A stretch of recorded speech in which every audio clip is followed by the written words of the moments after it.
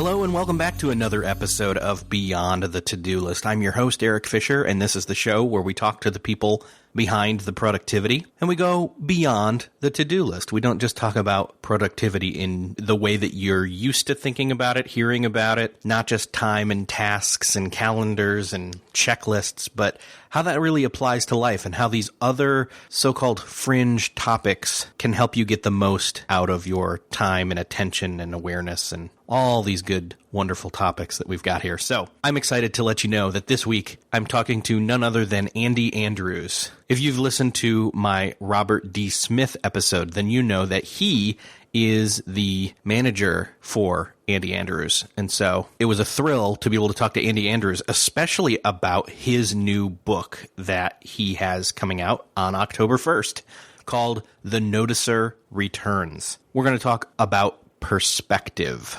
And Andy was generous enough to send me a signed copy to give away to the audience. To enter to win, all you need to do is go to the show notes for this episode at beyondthetodolist.com/48. There's an embedded tweet there that all you need to do is retweet it and then go down to the comments section of the show notes and leave a comment of what your biggest takeaway for this episode was. I will pick one winner at random before releasing the next episode of this podcast next week. One more item of business. Many of you have been asking how you can support the show. Well, there's one thing that you can do that takes almost no time, but does a tremendous amount of difference, is to nominate this show and all the other shows from the Noodle.mx Podcast Network to the Podcast Awards. For those of you that helped out last year, thank you so much for nominating and voting for Noodle.mx Network Podcast Awards. With your help, the network had several shows that were finalists in many categories and even won an award. We would be honored to have your help again. The Podcasting Awards nominations open on October 1st and go through October 15th.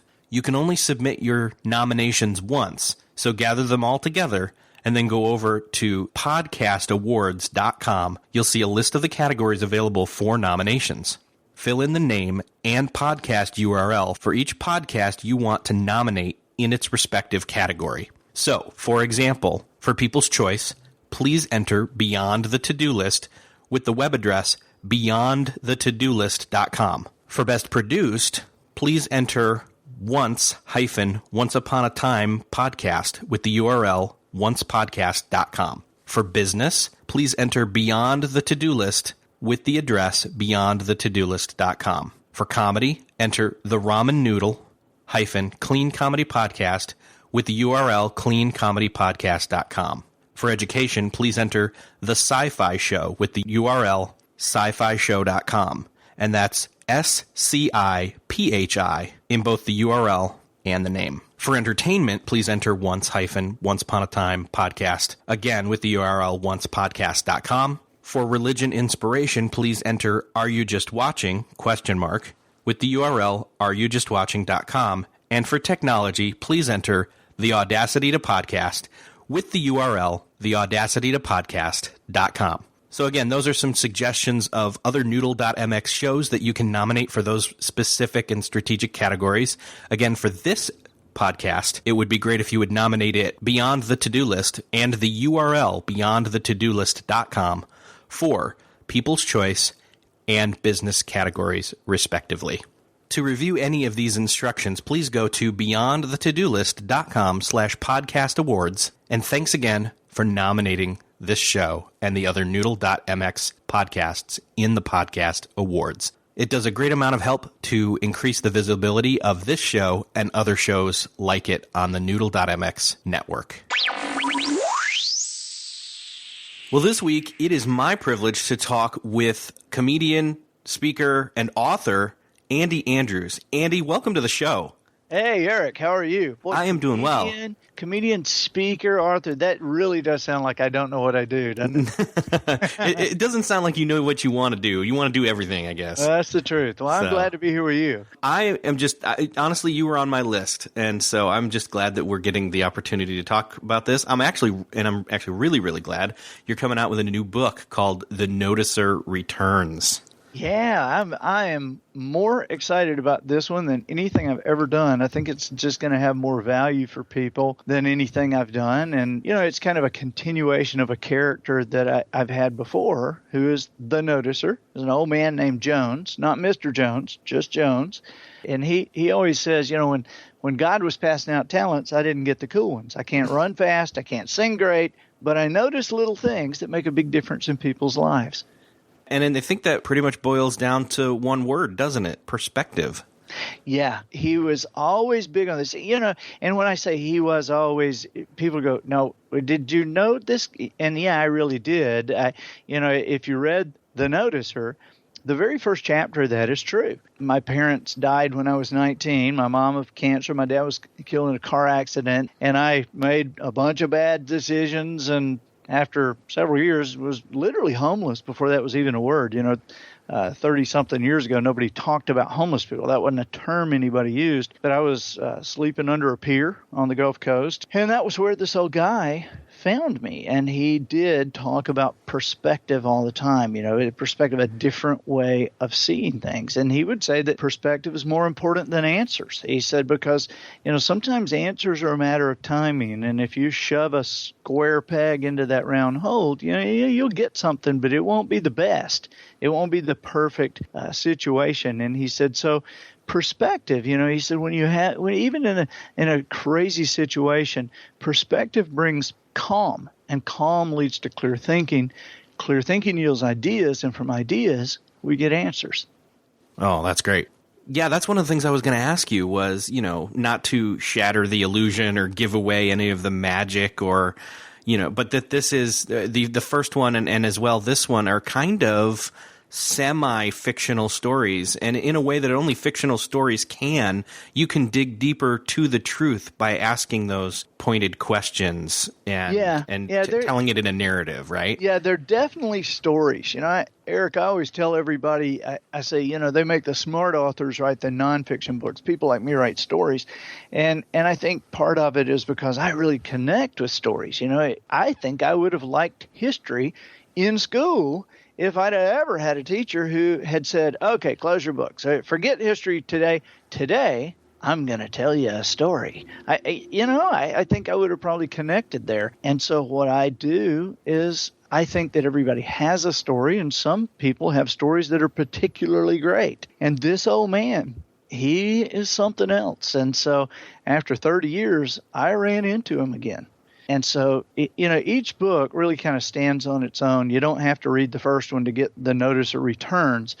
I think the publisher was just tying them together with that title. But The Noticer Returns, it is the best stuff I've ever been able to do. And the story is very cool about how, I found him and he was actually teaching a parenting class to two people. And knowing how much this old guy had changed my life, my wife and I immediately thought, okay, we're in this parenting class, and it ended up being a parenting class of 7 people, and it has changed our life. And so this is the story of The Noticer Returns. He always seemed to be around when somebody was having a challenge or somebody needed something. And so in this book, he deals with a lady whose mother is in the throes of Alzheimer's, and he deals with another guy whose wife is dying. And he also deals with some people. This was very curious to me, and I really got it detailed in this book. He deals with people who are having a hard time with employment. And he says, don't worry about getting a job. Just create your own business. And, of course, they're kind of like, yeah, thanks. Thanks for the help. And he says, look, it's the easiest thing if you know what to do. He said, you can create a business of your own out of nothing with very little investment that will be successful quickly.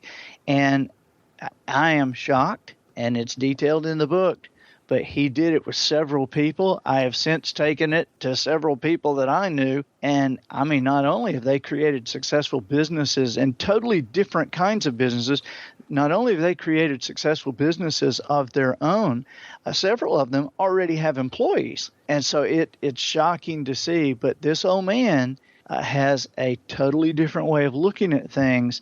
And I have come to believe that we in our society have an amazing ability to think logically to the wrong conclusion.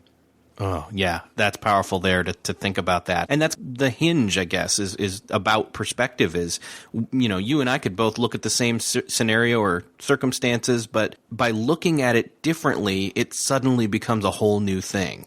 Right. I mean, it literally becomes a new thing. And so it is a key to learn how to do that, learn how to get perspective, because, perspective can be the difference in a great life and a not so great life. And perspective can be the difference in making money and not making money. Perspective can be the difference in a marriage and divorce. It can be the difference in a calm family and a family that's always under stress.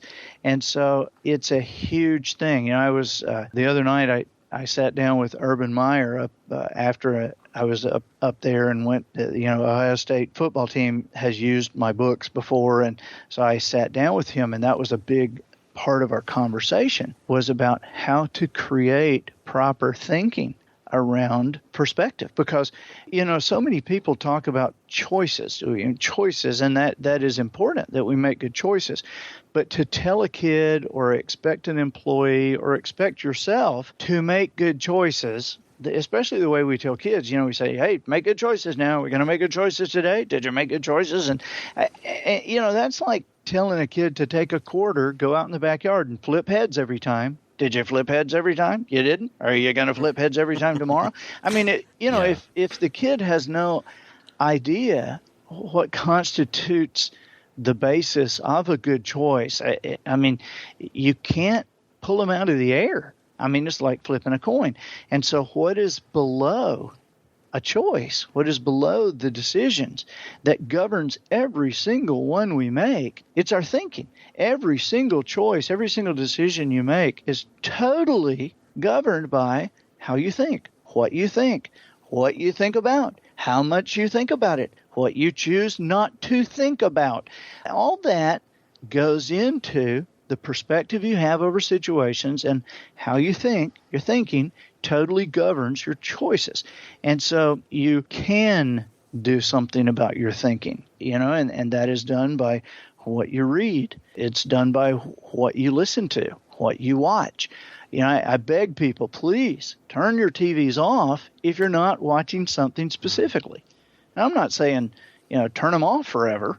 I'm just saying make sure you are watching something specifically, because you'd be shocked at what goes into your mind that you never really intend to be there. Forget the minds of your children, but to be very intentional about your thinking and how you are shaping your thinking so that your choices can be of the highest quality. We could spend all day sitting around singing television show theme songs and commercial jingles, and yet there's not anybody that I know of anyway, certainly nobody, neither you, Eric, or me, or anybody listening to us ever probably sat down in front of a television set with a pad and a pen and said, okay, I'm going to learn the words to this stuff. Right? I mean, we just know it. We don't know why we know the Brady Bunch theme, and we don't know why we can whistle the Andy Griffith theme, and we don't know why we can still sing Three's Company. The thing's been off the air 25 years, but boy, we can do it. And if something's going to be in there anyway, well, why not choose what goes in? Yeah, it's that repetition and our attention. Right. Oh, man, yeah. Well, speaking of which, of things that you read and have read, I love the part, thinking back to the noticer, the first one, I guess. This is the best way to refer to it at this point. Right. When Jones starts having you read all these biographies. Can you talk a little bit about that? Yeah, I was always, just like I said a few minutes ago, I was always kind of I was a Sports Illustrated guy. I was never really a reader, and I know now how important reading is to shaping our thinking. And not being a reader, I was a little bit I was rolling my eyes without trying to physically do it when Jones handed me 3 biographies. And I knew they were biographies because one of them right on the front said Winston Churchill, the other one George Washington Carver, and the other one Will Rogers. And I said to him, biographies, because I didn't know what else to say. And he said, no, adventure stories. These are mysteries and romances and thrillers. That one there, that's a spy story. It's a shoot 'em up. And he said, and they're all true. Well, I was like, oh, okay. And he said, yeah, they're from the library. When you get through with them, take them back. But I started Winston Churchill because I liked Jones. And I wanted to be able to say, when he said, have you read the books? I wanted to be able to say, well, I've already started.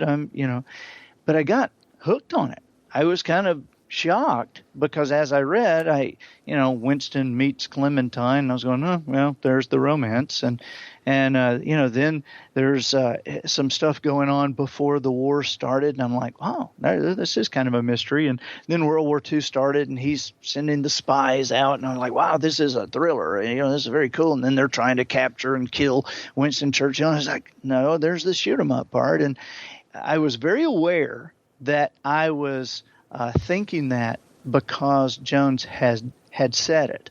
But I was also aware that I was still thinking it, and that my whole perception had shifted, my perspective had shifted about what I was reading. And so I got hooked on those books. And over the next several years, I ended up reading over 200 biographies of these happy, influential, financially secure, great people. And my questions became, how did they turn out like this? Is it something they did, or is it something that they became? I mean, if they were born this way, I knew I was out of luck. But if it was something they did, what did they do? And how long did it take them to do it? And I identified 7 things, these 7 principles that these people built their lives around. And those became the 7 principles in a book I wrote, The Traveler's Gift. And they became the 7 decisions that I had a 2-hour PBS special. And yet all those came from that old man and, Jones and his perspective about those books. And I think it's a good thing to note that The Traveler's Gift, your first book, is actually 99 cents right now on Amazon Kindle. Yeah. And everybody that hasn't gotten that yet, or even if you have, just grab it. Gift it, actually, for that matter, to somebody. And even The Noticer is $2.99 right now. I'll put the links to those in the show notes. But yeah, what is it about those biographies that were so powerful, especially in regards to perspective? Well, I think, one of the things that hit me right off the bat is that everybody had horrific problems. They all had issues. They all had crazy people in their family. They all had made bad choices. They all had circumstances come up and bite them. And in fact, even though the narrative was different, their lives all seemed a lot like mine. At that time, I just knew that most of the people I was reading about, they were dead. They'd already lived their life. We had already seen the beginning. We had seen the troubles, and we had seen the end result. And I was reading it all. And so I became aware that I was in the middle of my story, so to speak. And so this was the trouble part. My perspective became, okay, this is just part of that journey. And, so I began to kind of concentrate on what they learned from some of the issues they had, some of the troubles they had, and those became some of the things that I learned, and then became some of the things I used to get myself out of that situation. Yeah, some people say, I've heard somebody say this recently, and I can't attribute it correctly, but if somebody knows, let me know. They say, people often say experience is the best teacher, and then the quote goes, but they're wrong, because somebody else's experience is the best teacher. If you don't have to go through it and you can learn from somebody else, then that's much better. Yeah, that was Jones in The Noticer. There you go. And always a different way of looking at it. I love it. And the thing is that it's not just your example, but also the examples that you give, which may tend more towards the fictional side of things, which are so much easier to, if it was a lecture, some people would get it. But because it's a story of Jones's interaction with all these other people, everybody can kind of identify, right? Where you have people come up to you and say, in the Noticer, Jones talks to, Walker, or the couple, the married couple at the diner, and the different scenarios, and they all identify with where they're at. I mean, for me specifically, it was Walker with his, problem with worrying, and how you outline fighting logic in that one. Right. I loved that. I was like, oh my gosh, that hit me. So impactful. So, but you had people coming up to you and saying stuff like that, after the noticer was, hey, I love the idea that this, when he meets with this person or that person. And so that kind of shaped the way you walked into writing this next book when you met him again, right? Yeah, because I wanted to find, specific value for some of the biggest issues in our society. And, the 4 biggest issues that I kind of identified that Jones deals with in this book, the 4 biggest issues is one is, or I guess really the 3 biggest issues, and 2 of them handle this. One would be loss. We as people have a real problem with loss when somebody dies or when they have Alzheimer's, and it's like we've lost them and they're still sitting there. And so it's a real issue that Jones was able to to put a lot of perspective in on that. And it really is just people who have read the book already are just really enjoying that part, or really it's enlightening their thinking there.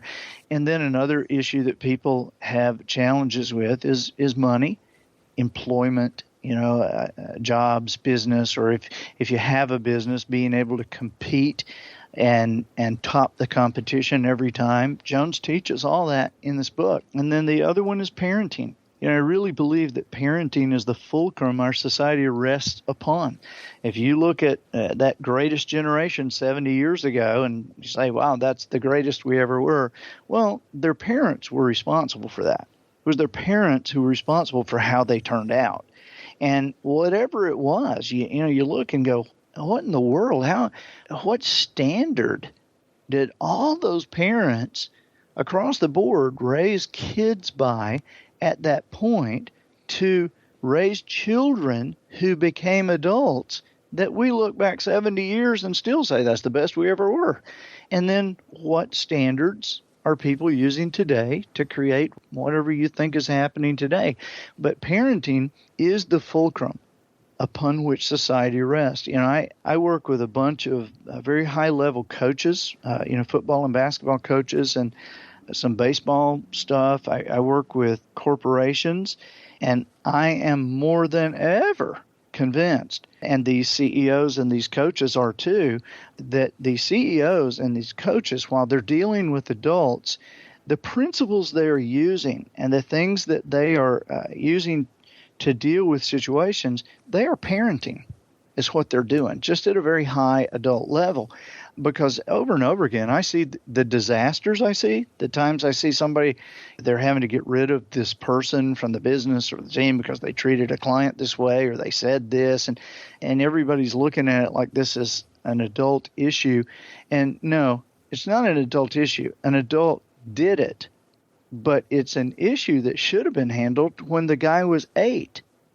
Yeah, man. I love that you're talking on all those aspects. I mean, that's something I've had some loss recently. I am a parent to 2 kids, and money and employment, that not necessarily employment, I have a good job, but money itself, just, struggling with that and making ends meet. Like, those are things that are just, what made you think about those being, was it just the current climate? I know you don't love politically correctness, but what made you think to try and have Jones focus in on those issues for this book? Really, I knew in that first book he had handled things that people, like you say, would come up to me and say, man, that particular part of that, I bought 10 of those books because I have friends and they're all dealing with that particular.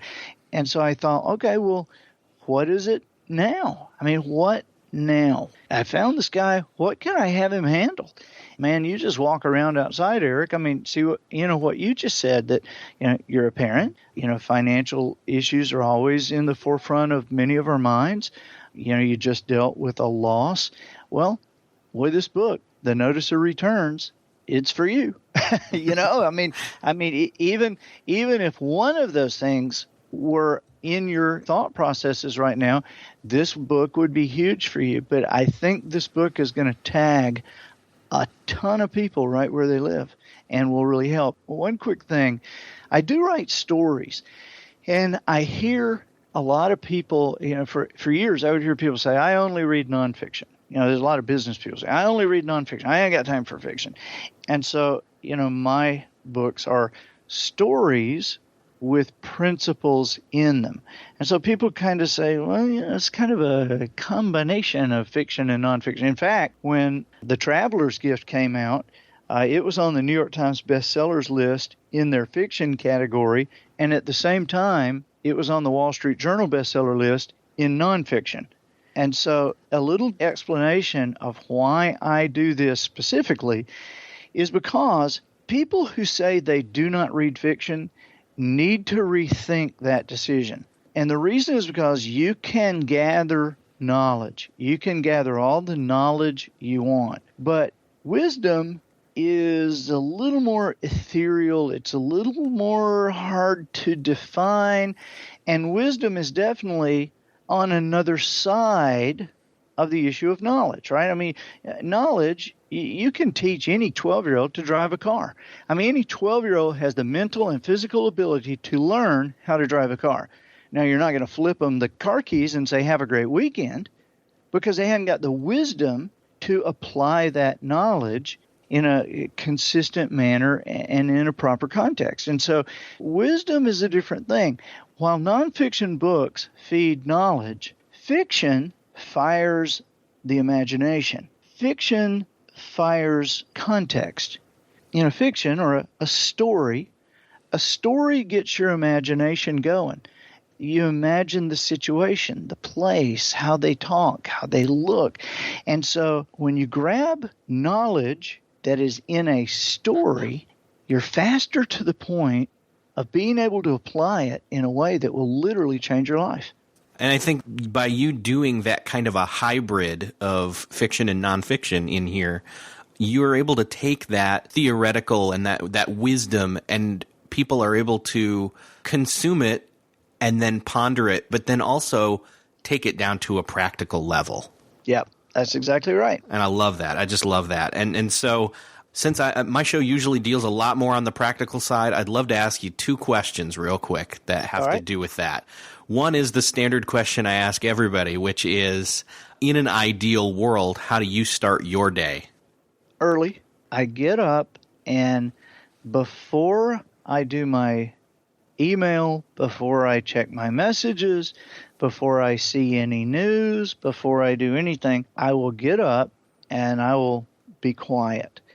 I read some out of Proverbs. I read some out of Psalms, because there's two guys writing who are incredibly effective, right? Solomon and David.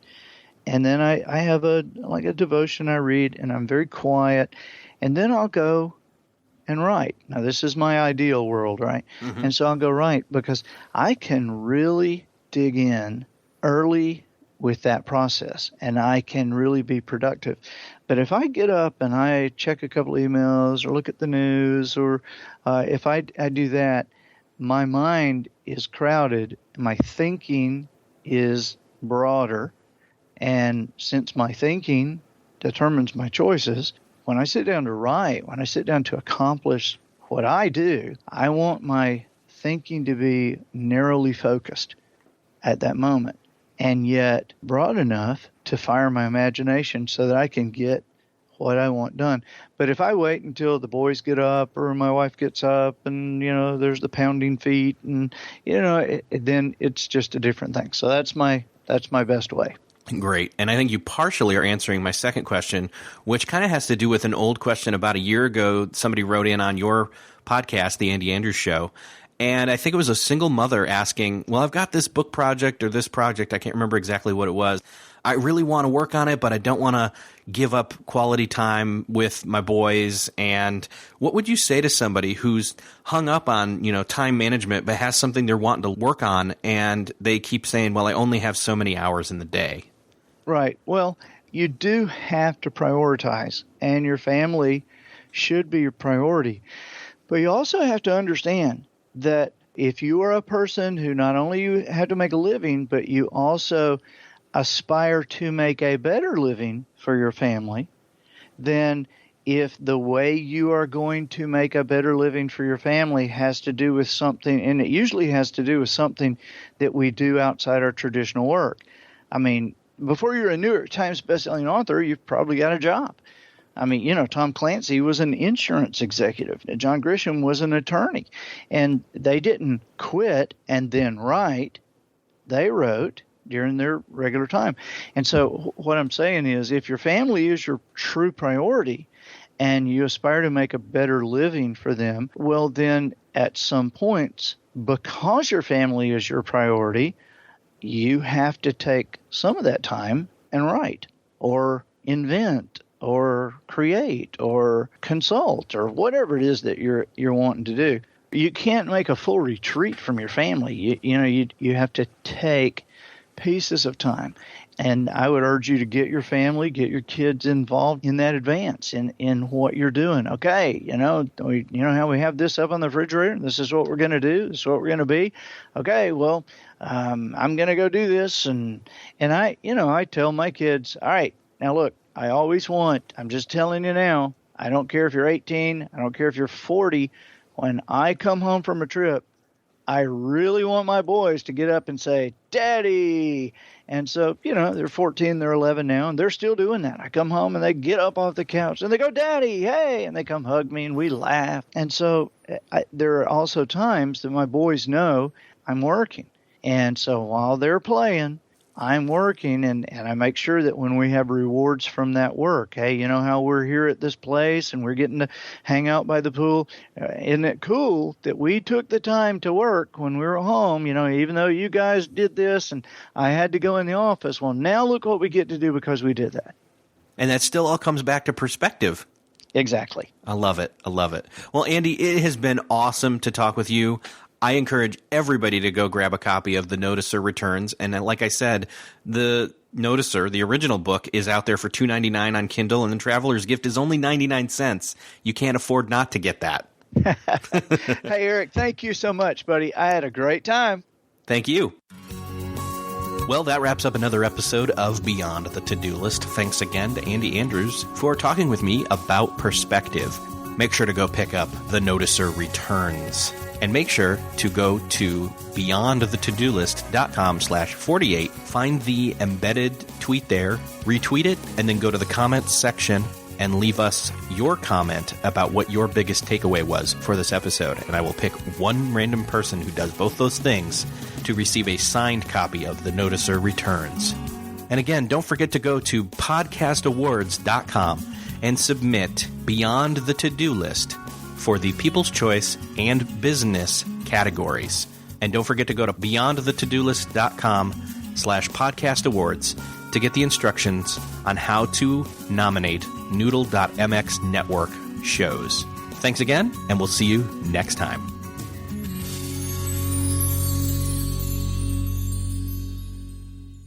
Beyond the To-Do List is a proud member of the Noodle.mx Network. Find more of our award-winning and award-nominated podcasts to make you think, laugh, and succeed at Noodle.mx. Learn how to podcast. Theorize over the TV shows Once Upon a Time in Wonderland, and Under the Dome. Laugh with our clean comedy. Delve into science fiction and philosophy. Learn critical thinking from movie reviews. And more at Noodle.mx.